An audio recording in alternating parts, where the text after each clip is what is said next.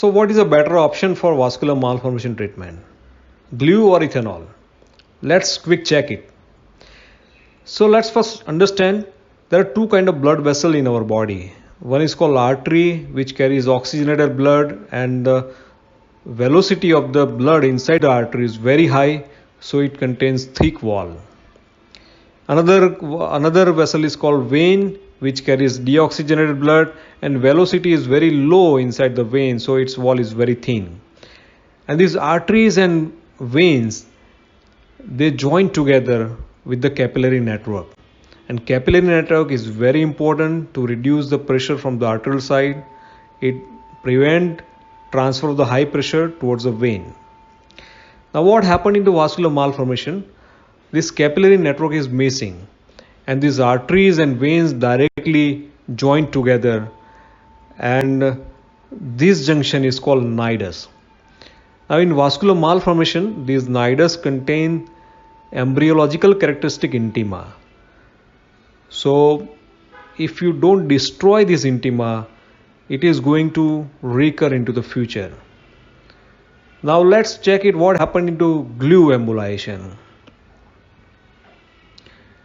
When we inject the glue inside this nidus, the lumen of the nidus is obliterated. It creates some hypoxic effect within the nidus, and intimal cell will send the signals for the neovascularization.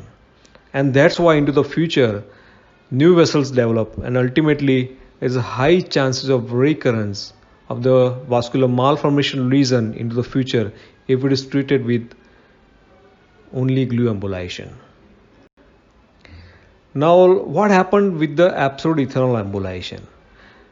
When absolute ethanol is injected within the nidus, absolute ethanol will destroy the intima of the nidus, and that's why all the nidus, the portion of the nidus which is going to come into contact with the absolute ethanol, it is destroyed.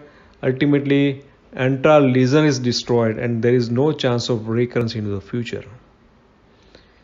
And that's why the glue and absolute ethanol both work into the different principle. One is obstructing the only lumen of the nidus, and another is destroying the lumen of the nidus. And that's why absolute ethanol gives a better and permanent results. If we use absolute ethanol into the vascular malformation, it is one of the best embolizing agent for treatment of vascular malformation, but it should be used very cautiously.